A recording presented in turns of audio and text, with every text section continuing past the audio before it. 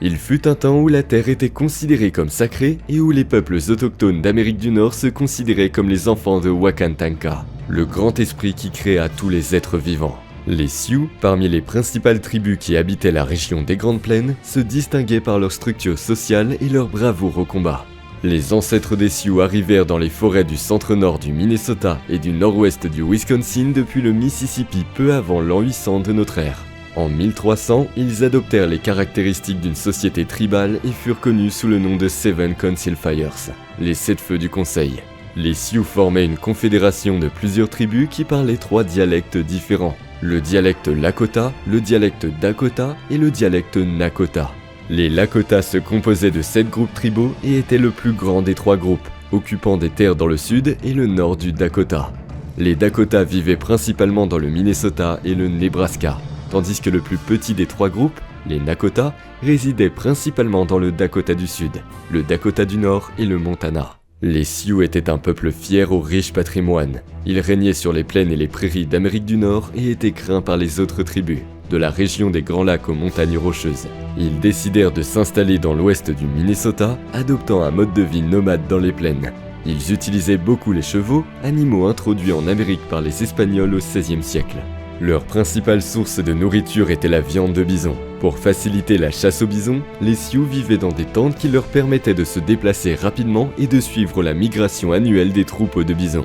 Si les Sioux sont connus pour être de grands guerriers, la famille est considérée comme le centre de la vie des Sioux. Les enfants étaient appelés Wakanisha, ce qui signifie être sacrés, et étaient au centre de leurs préoccupations. Si la monogamie était la plus pratiquée, les hommes Sioux pouvaient épouser plus d'une femme s'ils s'avéraient capables de subvenir à leurs besoins. Les rôles masculins et féminins étaient clairement définis, les hommes étant chargés de soutenir et de défendre la famille. La chasse était très sérieusement considérée et les infractions aux règles de chasse pouvaient entraîner la destruction de la tente ou d'autres biens du contrevenant. Les Sioux étaient profondément attachés aux pratiques spirituelles. Ils croyaient que les esprits sacrés de la nature apportaient des visions et des prophéties pour guider les actions humaines. La danse religieuse était courante chez les Sioux et les rituels d'auto-sacrifice, qui consistaient à s'infliger des blessures, affirmaient leur identité de guerrier. Ces rituels étaient également pratiqués en signe de deuil après la mort d'un parent proche ou d'un chef de tribu. L'une des croyances les plus répandues dans les communautés Sioux veut que l'esprit du défunt se rende dans l'au-delà. Selon les croyances traditionnelles, ce voyage spirituel commençait dès que les funérailles étaient terminées, ce qui prenait 4 jours. La famille et les amis endeuillés assistaient à cette veillée funèbre de 4 jours pour suivre l'esprit jusqu'à sa dernière demeure. La guerre était un autre principe fondamental des Sioux. Les hommes construisaient leur prestige par la guerre et la guerre se reflétait dans l'honneur de leur famille. Les guerriers étaient appelés Akichikas et combattaient principalement à cheval, avec pour arme principale des arcs et des flèches, des lances et des hachettes. Les Sioux Dakota conclurent une alliance avec les marchands français à la fin du XVIIe siècle. Les Français tentaient de prendre l'avantage sur les Anglais dans la lutte pour le commerce des fourrures en Amérique du Nord. La première rencontre signalée entre les Sioux et les Français eut lieu lorsque les explorateurs et commerçants Radisson et des Groseilliers atteignirent ce qui est aujourd'hui le Wisconsin au cours de l'hiver 1660. Un autre groupe indigène commerçait avec les Européens, les Ojibwés, qui habitaient la région des Grands Lacs au sud du Canada. Les Ojibwés se distinguaient par l'importance de leur population et leurs tendances expansionnistes, qui entraînaient des conflits avec d'autres tribus voisines. Les Sioux commencèrent à s'opposer au commerce des Ojibwés avec les Français et d'autres tribus rivales, telles que les Cris et les Assiniboines. Les tensions augmentèrent dans les années 1720 et conduisirent à une longue guerre en 1736. Les Sioux Dakota perdirent leurs terres traditionnelles autour du lac Leech et de Mille Lacs lorsqu'ils furent forcés de descendre vers le sud le long du fleuve Mississippi à la suite des batailles. Ces conflits au sein des tribus étaient également dangereux pour les commerçants européens. Quel que soit le camp avec lequel ils commerçaient, ils étaient considérés comme des ennemis par l'autre. Le commerce avec les Français se poursuivit néanmoins jusqu'à ce que ces derniers abandonnent l'Amérique du Nord en 1763. Les Européens tentèrent à plusieurs reprises de créer une trêve entre les tribus belligérantes afin de protéger leurs intérêts, mais avec un succès limité. Au fur et à mesure que les États-Unis devenaient une nation, la colonisation américaine de nouvelles terres devenait de plus en plus fréquente. Les Sioux subirent de nombreux raids sur leurs terres et plusieurs traités de paix et négociations furent conclus et rompus.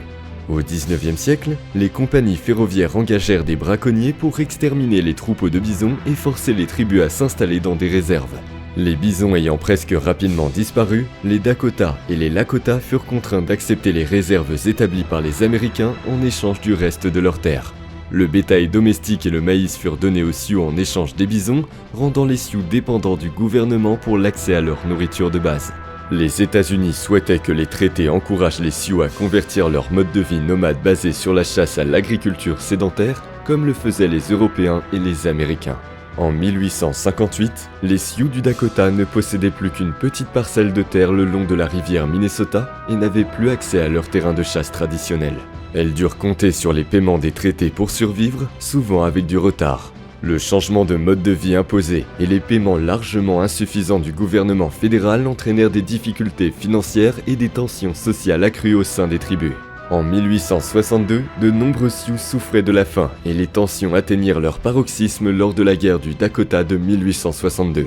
Le premier affrontement majeur eut lieu en 1854 près du fort Laramie, dans le Wyoming, où 19 soldats américains furent tués. En représailles, les troupes américaines tuèrent une centaine de Sioux dans leur camp du Nebraska en 1855 et arrêtèrent leur chef. En 1866, la guerre des nuages rouges fut déclenchée et se termina par un traité qui accordait à perpétuité aux Sioux la région connue sous le nom de Black Hills, Collines Noires. Mais le traité ne fut pas respecté par les États-Unis. Dans les années 1870, les chercheurs d'or affluèrent dans la région. Impuissants et sans espoir d'un avenir meilleur, les Sioux et d'autres tribus formèrent le plus grand camp indien jamais vu par les hommes blancs. Environ 10 000 Indiens, répartis entre hommes, femmes et enfants, tentèrent de subsister dans un lieu inadapté à toutes les familles. Lassés du harcèlement incessant et des représailles violentes, deux chefs tribaux, les célèbres Sitting Bull et Crazy Horse, réussirent à obtenir le soutien des guerriers Sioux et de leurs alliés. Il s'en est suivi une série d'attaques indiennes contre des ranchs de bétail et des petites villes appartenant à des colons américains. Le gouvernement américain désigna le lieutenant-colonel George Armstrong Custer sous le commandement du 7e régiment de cavalerie de l'armée américaine pour combattre les Sioux et réprimer les attaques indiennes. Custer était connu et détesté par les Indiens de plusieurs tribus déjà. Il avait l'habitude d'attaquer les camps indiens en l'absence des guerriers et d'assassiner femmes et enfants. Le combat qui s'en est suivi fut connu sous le nom de bataille de Little Big Horn et entra dans l'histoire de la conquête de l'Ouest américain. La bataille de Little Big Horn se déroula le 25 juin 1876. Le combat fut une victoire écrasante pour les Sioux Lakota et leurs alliés Cheyenne et Arapahoes du Nord. La 7e cavalerie, forte de 700 hommes, subit une défaite majeure. 5 des 12 compagnies du 7e de cavalerie furent anéanties et Custer fut tué, ainsi que 2 de ses frères, un neveu et un beau-frère. Le corps de Custer fut retrouvé avec 2 blessures par balle, l'une dans la poitrine gauche et l'autre dans la tempe gauche. L'une ou l'autre de ces blessures lui aurait été fatale, mais il semble n'avoir saigné que de la blessure à la poitrine. Certains spécialistes pensent que sa blessure à la tête aurait pu être causée après sa mort. Il est possible qu'après avoir été blessé par balle, Custer se soit suicidé pour éviter d'être capturé et torturé. Après cette bataille, les Sioux se divisèrent en plusieurs groupes. Le massacre par les troupes américaines d'environ 150 à 370 hommes, femmes et enfants Sioux en décembre 1890 marqua la fin de la résistance des Sioux contre l'armée américaine. Tout au long du XXe et XXIe siècle, les descendants des Sioux continuèrent à se battre devant les tribunaux pour obtenir le droit de rester sur leur terre d'origine. Ils demandèrent à être indemnisés pour les abus et les crimes commis par les troupes américaines dans le passé.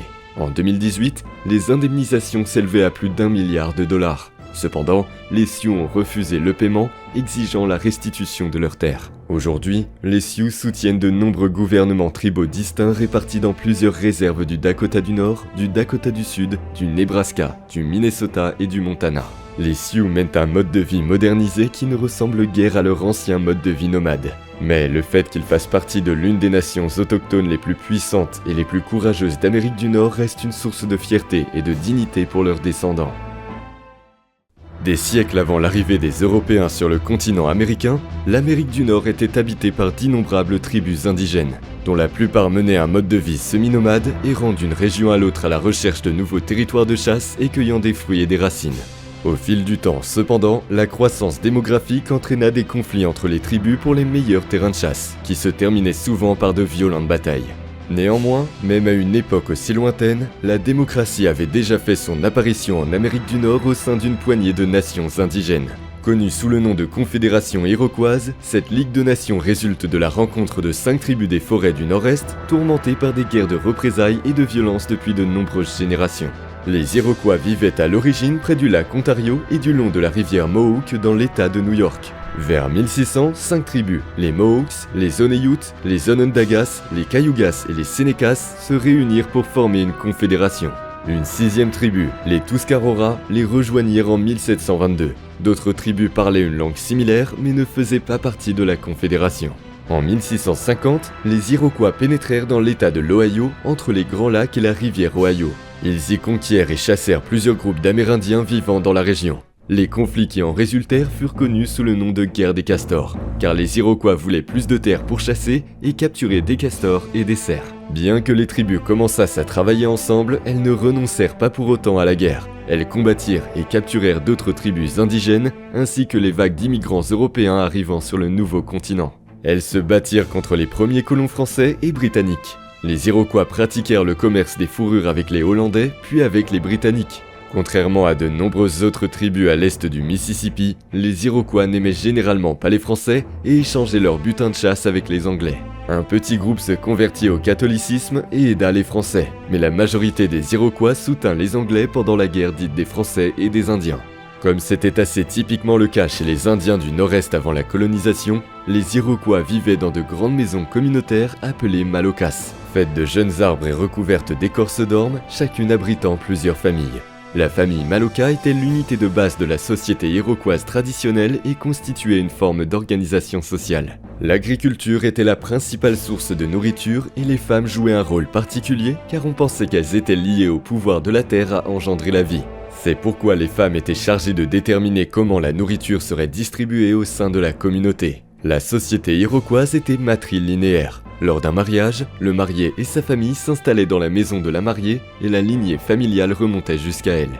La guerre occupait une place importante dans la société iroquoise. Pour les hommes, le respect de soi était lié à l'obtention d'une gloire personnelle à la guerre. Les prisonniers de guerre étaient souvent réduits en esclavage ou adoptés pour remplacer les membres de la famille décédés. Les pertes au combat et les maladies augmentèrent le besoin de prisonniers, qui devinrent une population importante dans les colonies iroquoises à la fin du XVIIe siècle. Pendant la Révolution américaine, les Iroquois cherchèrent d'abord à rester neutres.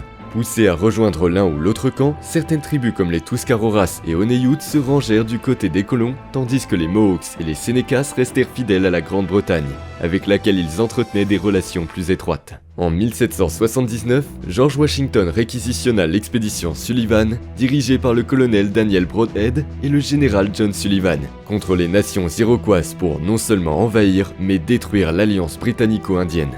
Ils incendièrent de nombreux villages iroquois dans l'ouest de l'État de New York. Les Indiens survivants partirent pour le Canada. La Révolution américaine provoqua une grande division parmi les colons et une rupture au sein de la Confédération iroquoise. Les maladies apportées par les Européens réduisirent la population iroquoise à une fraction de ce qu'elle l'était auparavant. Des centaines d'années de coexistence entre les tribus et de gouvernements collectifs disparurent devant l'immensité de la guerre d'indépendance américaine.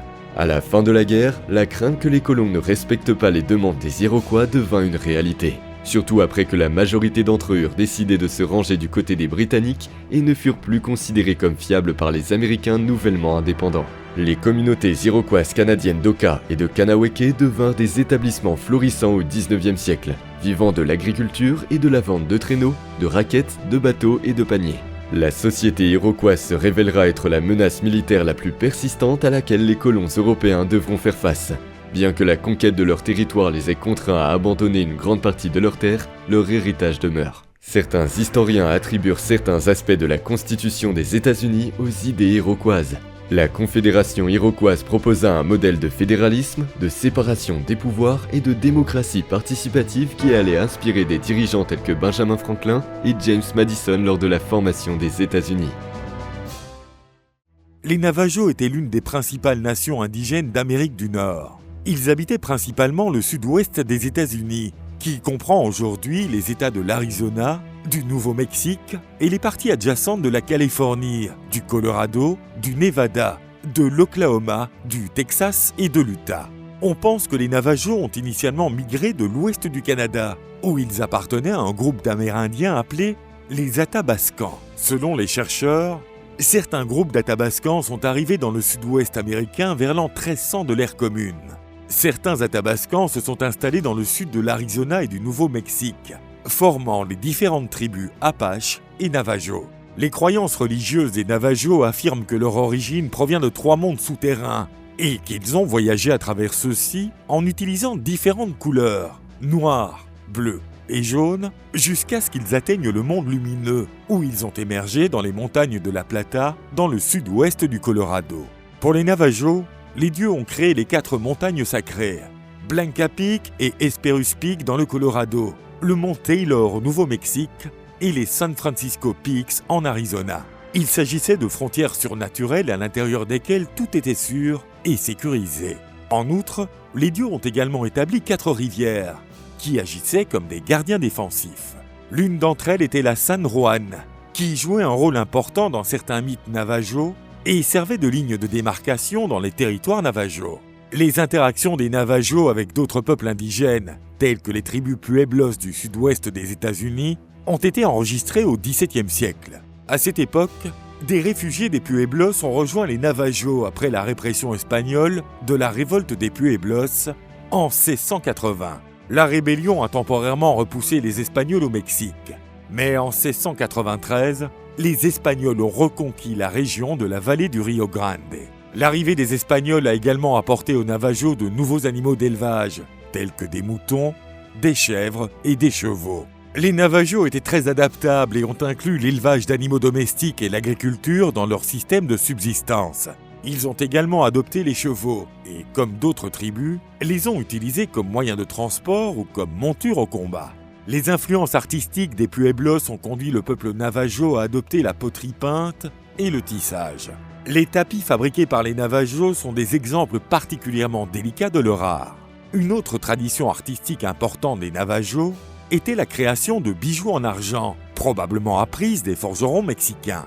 Les Navajo ont appris tout ce qu'ils pouvaient des autres peuples et l'ont utilisé dans leur société. Cette capacité d'adaptation a permis aux Navajo de devenir la tribu la plus importante et la plus répandue du Sud-Ouest. Bien que les Navajo se soient battus courageusement pour défendre leur territoire contre les envahisseurs espagnols, mexicains et américains, ils ne peuvent être considérés comme une tribu guerrière. Indépendamment de leur bravoure, leur manque d'intégrité politique a toujours été un obstacle à l'organisation militaire. Ils n'ont jamais eu de chef tribal défini, et leurs nombreux chefs n'ont jamais commandé plus qu'un petit nombre de partisans. Manuelito, élu chef en 1855 lors de la conférence avec le gouverneur Meriwether pour négocier un traité, avait probablement plus de partisans que tout autre Navajo dans les temps historiques. Avec leur vaste population, la subjugation du Sud-Ouest par les Américains aurait été beaucoup plus difficile que si les Navajo avaient eu l'insatiable envie belliqueuse des Apaches. En 1864, des milliers de Navajo se sont rendus aux soldats américains et ont effectué la longue marche jusqu'à Fort Sumner, au Nouveau-Mexique, où ils ont vécu dans une réserve dans des conditions horribles. La réserve Navajo a été établie avec la signature du traité en 1868, lorsqu'ils ont enfin été autorisés à retourner sur leur terre natale. Depuis lors, la réserve Navajo s'est considérablement étendue pour atteindre 27 000 m². Pendant la Seconde Guerre mondiale, les Navajo ont joué un rôle très important au sein des troupes américaines. Lors de la bataille d'Iwo Jima, le major américain Howard Connor, officier de transmission de la 5e division de marine, a déclaré « Sans les Navajo, les marines n'auraient jamais conquis Iwo Jima ». Connor avait 6 code talkers Navajo travaillant jour et nuit pendant les 2 premiers jours de la bataille. Ces 6 Navajo ont envoyé et reçu plus de 800 messages, tous sans erreur. Les codeurs Navajo ont pris part à tous les assauts des Marines américains dans le Pacifique entre 1942 et 1945. Ils ont servi dans les 6 divisions de Marines, les bataillons de Marines et les unités de parachutistes des Marines, diffusant des messages par téléphone et par radio dans leur langue maternelle, un code que les Japonais n'ont jamais pu déchiffrer pour comprendre les coordonnées des attaques. Aujourd'hui, la nation Navajo possède la plus grande superficie de terre détenue par une tribu amérindienne aux États-Unis.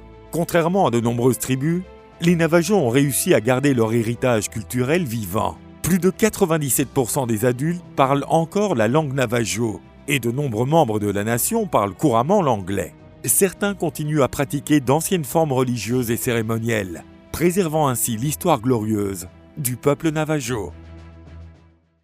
La région connue sous le nom de Grande Plaine, qui s'étend à l'est des montagnes rocheuses aux États-Unis et au Canada, a abrité de nombreuses tribus indiennes différentes, chacune avec ses propres particularités et traditions.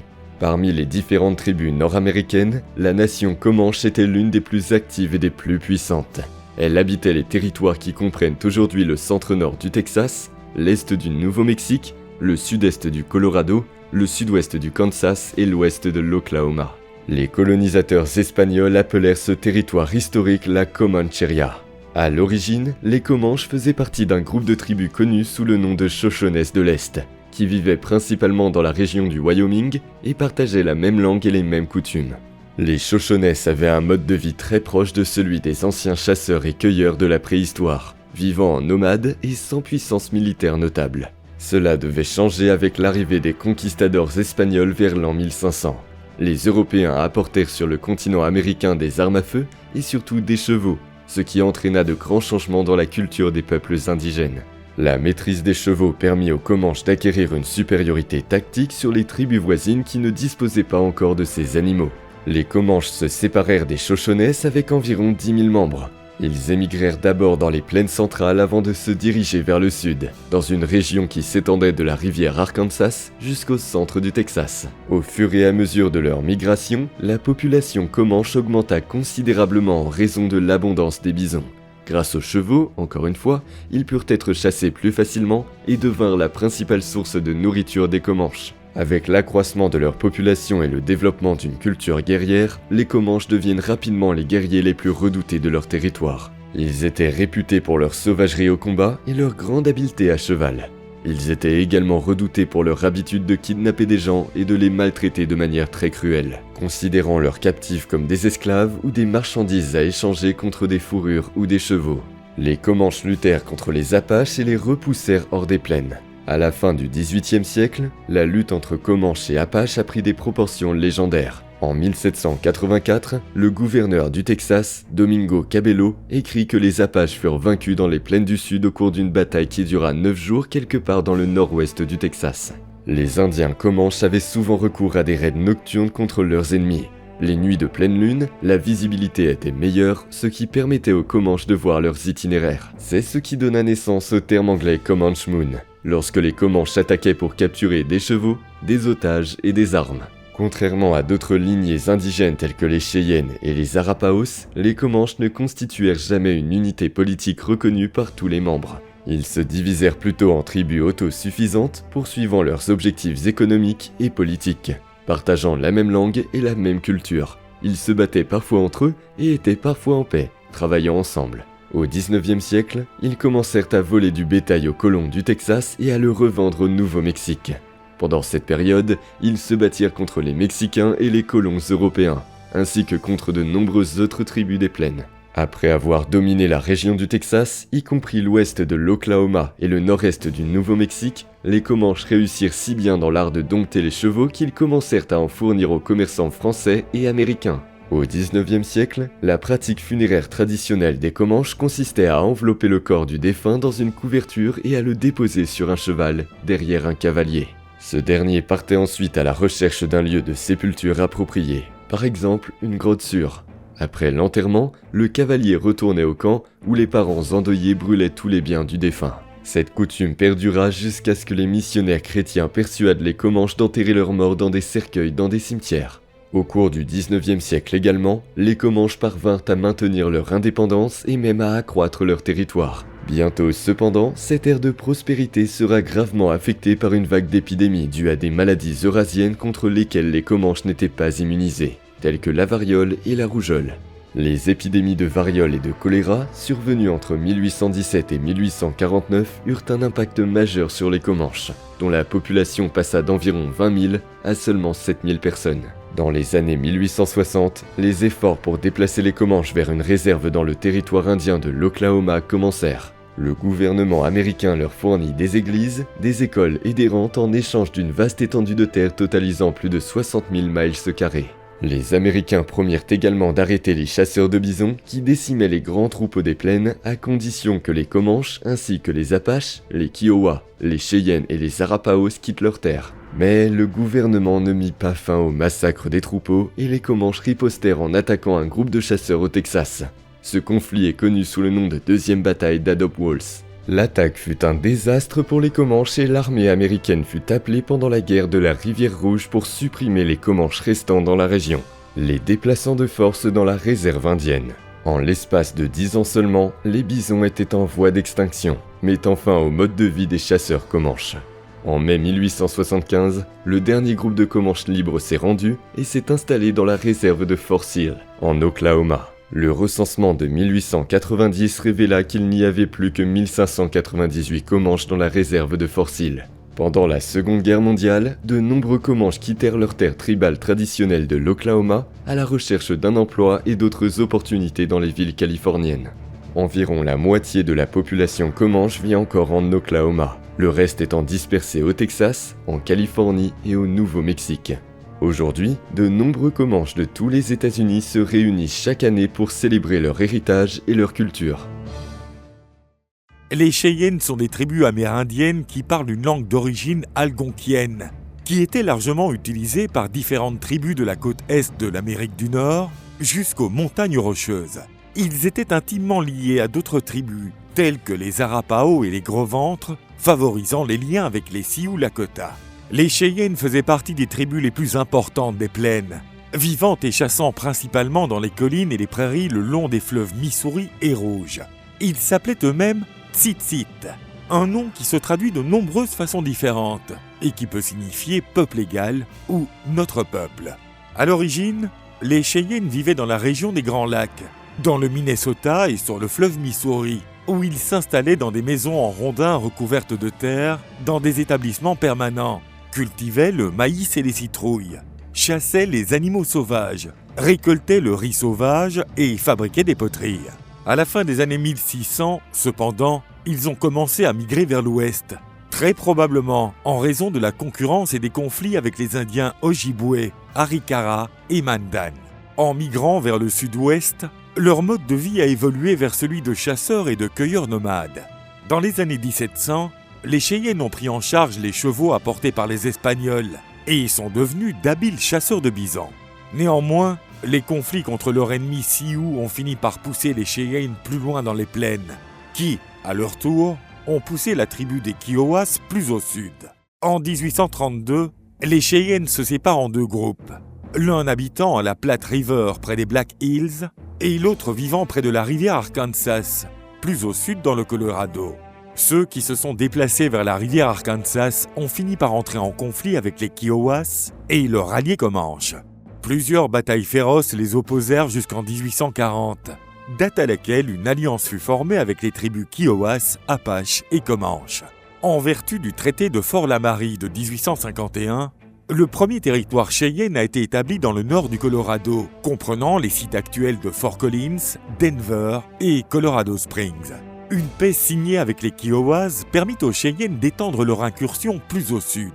En 1853, ils menèrent leur propre raid au Mexique avec des résultats désastreux, ayant perdu la plupart de leurs guerriers dans une bataille avec les Mexicains. Alors que de nouveaux colons européens et américains poussaient vers l'ouest dans les années 1850, les Cheyennes, ainsi que leurs nouveaux alliés, commencèrent bientôt à se rebeller contre les pionniers ainsi que l'armée américaine. Lors de la découverte d'or au Colorado, le traité de 1851 a été violé et le territoire qui avait été donné aux Cheyennes leur a été retiré. Quelques guerriers Cheyennes ont attaqué au moins 3 groupes de colons immigrants. Une armée combinée de 400 soldats américains se dirigea vers l'est à travers les plaines à la recherche des Cheyennes pour les punir de leurs crimes.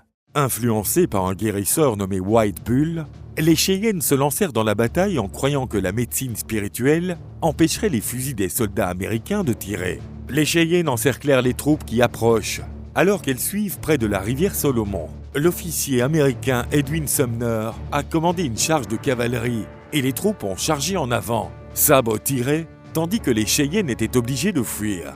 Ce fut la première bataille que les Cheyennes livrèrent contre l'armée américaine. Les troupes américaines continuèrent à avancer et 2 jours plus tard, elles brûlèrent un camp Cheyenne et anéantirent les quartiers d'habitation et les réserves hivernales de viande de bison. Cela a déclenché ce que l'on a appelé la guerre de Colorado de 1864 à 1865. Le peuple Cheyenne fut alors contraint de se déplacer vers une réserve en Oklahoma, où un autre conflit eut lieu aux premières heures du matin du 27 novembre 1868.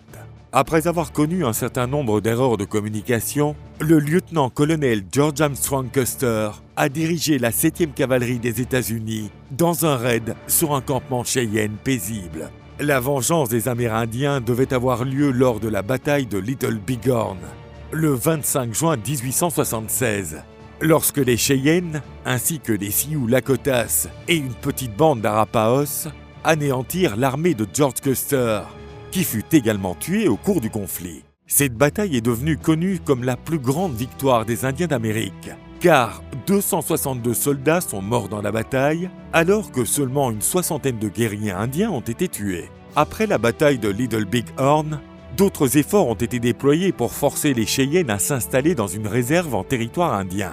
En 1877, près de 1000 Cheyennes du Nord ont été emmenés de force en Oklahoma, où ils ont trouvé des conditions épouvantables, beaucoup tombant malades et mourant de malaria. Incapables de s'adapter au climat chaud, les Cheyennes du Nord s'enfuirent vers le nord, menés par les chefs Bling Knife et Little Wolf en 1878. En 1884, un décret a créé une réserve pour les Cheyennes du Nord dans le sud-est du Montana. De nos jours, les Cheyennes possèdent 2 réserves, l'une à Tongue River, Montana, où résident environ 6500 personnes. L'autre réserve, dans le sud-ouest de l'Oklahoma, compte environ 11 000 membres et est partagée avec leurs alliés de longue date, les Arapaos. Des alliés qui, pendant des décennies, ont lutté ensemble pour le droit de conserver leur mode de vie.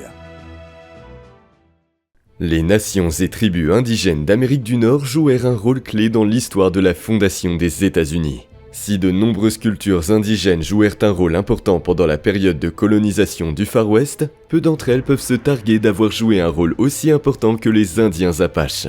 Les Indiens Apaches étaient des guerriers enragés qui refusaient d'abandonner leurs terres, malgré les difficultés croissantes auxquelles ils étaient confrontés. Les Apaches sont un groupe de tribus amérindiennes culturellement apparentées du sud-ouest des États-Unis. Ils sont de lointains parents des Navaros, avec lesquels ils partagent la langue athapascane parlée dans tout l'ouest des États-Unis. Historiquement, les terres des Apaches comprenaient des régions qui correspondent aujourd'hui à l'est de l'Arizona, au nord du Mexique, au Nouveau-Mexique, à l'ouest du Texas et au sud du Colorado. Ces régions sont connues collectivement sous le nom d'Apacheria. Les premiers Apaches étaient un peuple nomade qui couvrait une grande partie des États-Unis et se déplaçait jusqu'au Mexique. Ils étaient essentiellement des chasseurs et des cueilleurs, certains groupes chassant le bison et d'autres pratiquant une agriculture limitée. Les Apaches vivaient dans 2 types de maisons traditionnelles, les wickiup et les tipis. Le wickiup était plutôt une maison permanente dont la structure était faite de jeunes arbres formant un dôme recouvert d'écorce ou d'herbe. Les tentes, appelées tipis, étaient des habitations temporaires qui pouvaient être facilement déplacées lorsque la tribu avait besoin de se déplacer pour chasser le bison. Pour transporter leurs tentes et autres objets lorsqu'ils se déplaçaient, les Apaches utilisaient une sorte de traîneau appelé travois, qui pouvait être rempli d'objets et tiré par des chiens. Lorsque les Européens importèrent les chevaux en Amérique, les Apaches commencèrent à les utiliser pour traîner les travois. Comme les chevaux étaient beaucoup plus grands et plus forts, les travois pouvaient être plus grands et transporter beaucoup plus d'objets. Cela permit également aux Apaches de construire des tentes plus grandes. Traditionnellement, les guerriers ne portaient pas de coiffe de guerre en plumes, bien que les Apaches des plaines aient adopté les coiffes de leurs amis Kiowas. La plupart des tribus Apaches portaient des diadèmes en cuir ou en tissu.